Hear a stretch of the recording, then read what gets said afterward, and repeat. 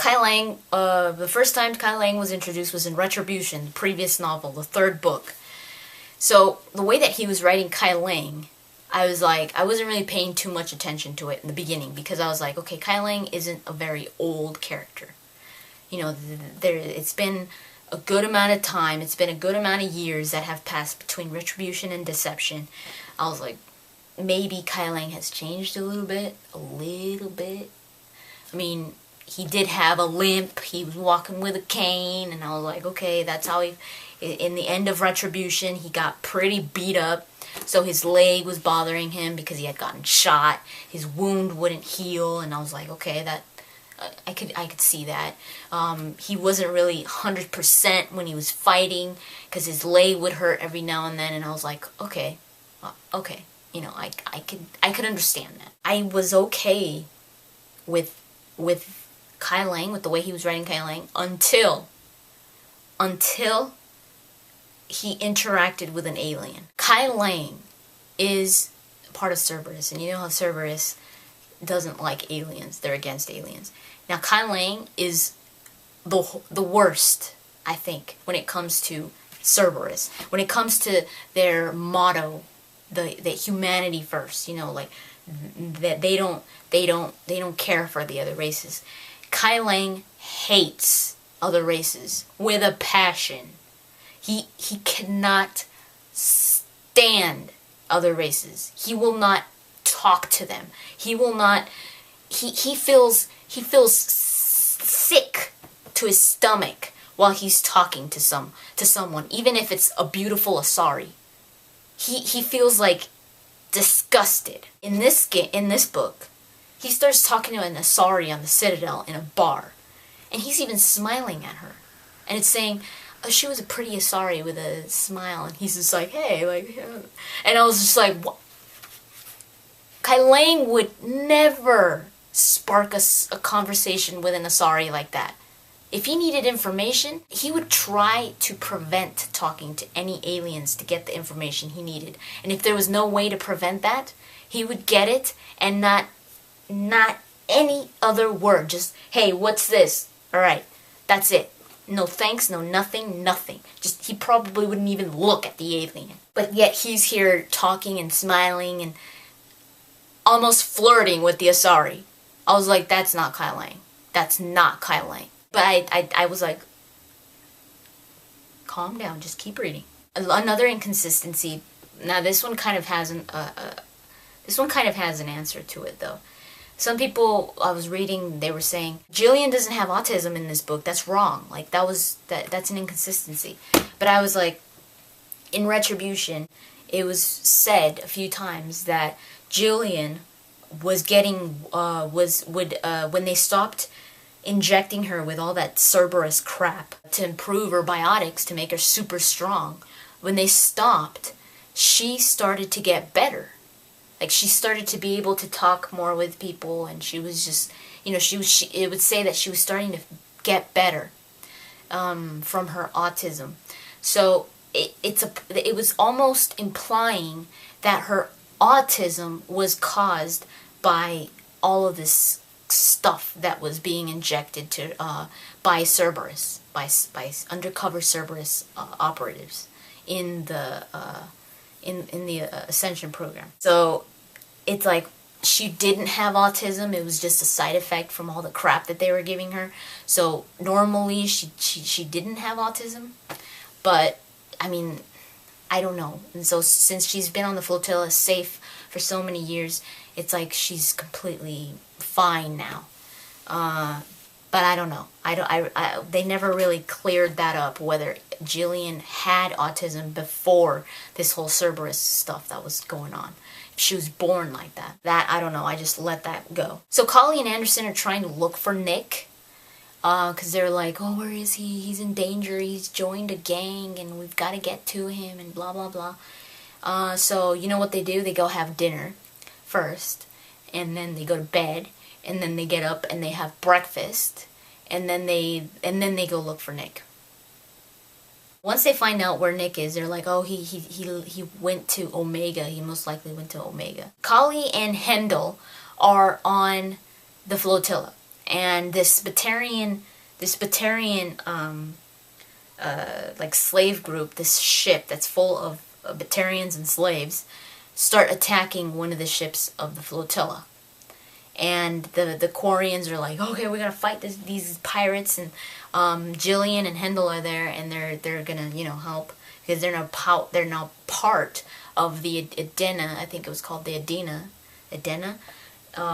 So Jillian's name is now not Jillian Grayson, it's Jillian Nar Edena, and Hendel is Hendel Vas Edena, and they're fighting these pirates, beat the Batarians, and they free some slaves, and finds this Cerberus operative in between all among all the slaves, and she starts talking to them, and he mentions that, I can't remember exactly how Kali finds out, but Jillian finds out, but she finds out that her father's dead, and she's just like, what?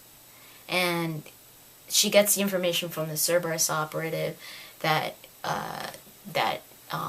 her father was killed, and she's just like, she needs to find out why and how, and she wants revenge. So they leave the Edena, Hendel and Jillian and this Cerberus operative. They leave. The Cerberus operative doesn't go. He goes against his own will, because Jillian needs him. So she's like, no, you're coming with us, and then we'll let you go. They end up on the Citadel, and they go looking for Kali and Anderson. And they find Kali and Anderson. It's this beautiful reunion. They're like, Jillian and Kali hug and everything, blah, blah, blah. And Kali explains what happened, because Kali and Anderson were there when Grayson was killed, when Paul Grayson was killed. Kali starts explaining what they did, what Cerberus did to Paul Grayson, and Anderson is like, this one of the Cerberus assassin killed your father, and I didn't kill him, I'm sorry, I let him go, I should have killed him, and that was Kai Lang. So she's like really mad, and she's like, I want to kill the elusive man, and he killed my father, and I'm gonna kill him. And Kali's just like, you have to calm down. And Jillian just storms out, and Hendel's about to go after her, and Kali's just like, no, Hendel, leave her. It's okay. She's an adult now. Leave her.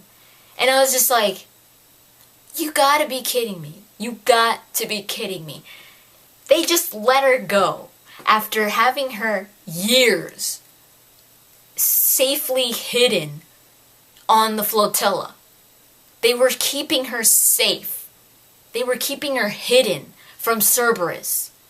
And you're seriously going to just let her go on her own on the Citadel while she's pissed, saying that she's going to go kill the elusive man? The real Kali, the Kali from the previous books, would never let that happen. And neither would Hendel. Hendel would have gone after her. That was so stupid. That was so stupid. And what does Jillian end up doing? She ends up leaving. She ends up leaving the Citadel by herself. She gets these really crazy biotic amps. And she goes to Omega. And Kali's like, I should have never let her go. So now Kali, Hendel, and Anderson have to go to Omega to find Nick and Jillian. And Hendel's going crazy, because Hendel used to be an Alliance Marine before he became the security of the Ascension program. And he's going crazy because he was supposed to take care of Jillian and all this stuff. And he's like, it's my fault. No, it's Kali's fault. No, it's this guy's fault. That guy right there. It's his fault. And then Arya, when he introduces Arya, she's on Thessia, the home planet of the Asari. She goes there to bury her daughter, Lyselle. Lyselle was killed in Retribution. It was just weird that she was burying Lyselle not until now. I mean, I don't know if Arya had buried her somewhere else and then she moved her to Thessia, but I mean, where she couldn't bury her. Did she have her in the morgue the whole time? I don't know, but that was just weird to me. But Arya goes to Thessia to bury her daughter that was killed by Kylane. But look at how he writes Arya. More than that, they blame Talok for raising Lysel on Omega. Blah, blah, blah. Next came the heavily armored limo in which Talok, blah, blah, blah. And Talok never took blah, blah, blah. That was Talok's blah, blah, blah. Talok was very familiar. Talok could only get Talok. Why is he calling her Talok? Throughout the whole book, he calls her Talok. Never Arya. Why? Arya has never gone by the name of Talok. Arya has always gone by Arya. Whenever she's been introduced in the novels, it's Arya. In the comics, it's Arya. In the game, it's Arya. It's not Talok. And he calls her Talok the whole damn time. That bothered me so much. I couldn't stand it. Every time Arya was in the scene, it was like Talok. And I'm just like... Anyways, he not only did that bother me, the mechanics of writing Arya, Talok, but he got her so wrong. So wrong. He made... That pissed me off so much. You guys know how much I love Arya. And why do I love Arya? Because she's so strong. She's so proud. She doesn't show any weakness. She is the queen of Omega. She is Omega. And he writes her like a sentimental lady that she's mourning her daughter. And she starts crying, like sobbing. She's like, I won't cry. I promised myself I wouldn't. I was like,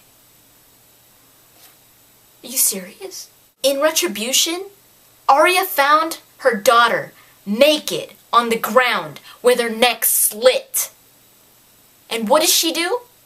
Arya didn't start crying. Or she didn't start going, oh my god, it's Lysel, oh my god, it's my daughter. No, she was just like, who did this? And here he's got her crying. Oh my god, come on, that's not Arya. That's not Arya. Arya, before she's sad, she's pissed. She's pissed. And I just can't see her. I cannot see her like this. I just can't. Even if that side is to her, even though she does have that side, she would never show it publicly.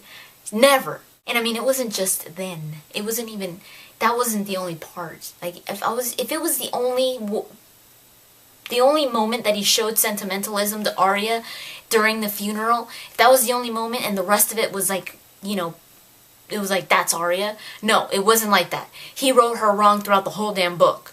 He made her seem polite and very, like, whenever she came in contact with Collie and Anderson, she was like, hi, come in. Do you guys want to drink?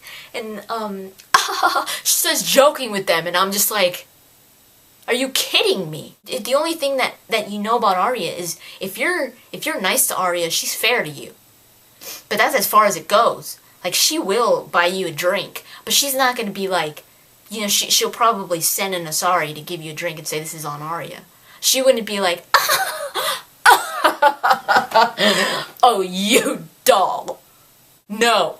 When Collie and Hendel and Anderson arrive on Omega to look for Nick and Jillian, they find out that Nick is hidden somewhere in the Biotic Underground. They don't know where that is. And they find out that Jillian attacked Afterlife. And you know what he calls Afterlife? The Afterlife. The whole time. Oh, they attacked the Afterlife. She was at the Afterlife. It's Afterlife. The big sign, does it say the Afterlife? It says Afterlife. Anyways, that Jillian attacked Afterlife.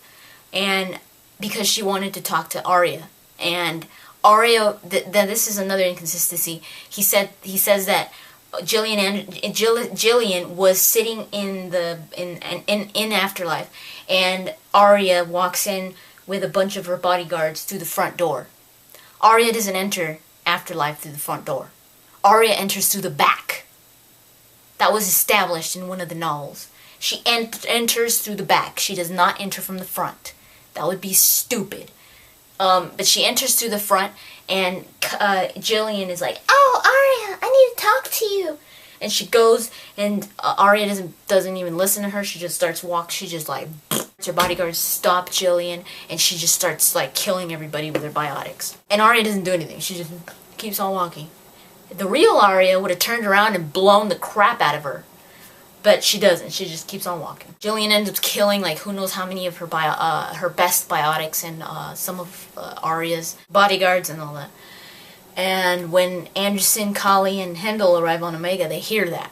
And they hear that there's a bounty on Jillian's head that Arya put out. So they're like, oh no, Jillian has a bounty on her head. What if someone like finds her? Like, it's like 5,000 credits for the person, 5,000 to 10,000 credits for the person to find Jillian and turn her into Arya, dead or alive. Oh my god. Let's go look for Nick. Oh no, wait, before we do that, let's go have dinner. I'm serious, they went to go look for Nick first. When Nick was safely hidden away in the biotic underground, he was safe. I mean, they had attacked Arya. They had attacked a bank, one of Arya's banks, but they were hidden. Arya didn't know where they were. Jillian was off in the street somewhere, and she had a bounty on her head, dead or alive. And they're like, let's go look for Nick first.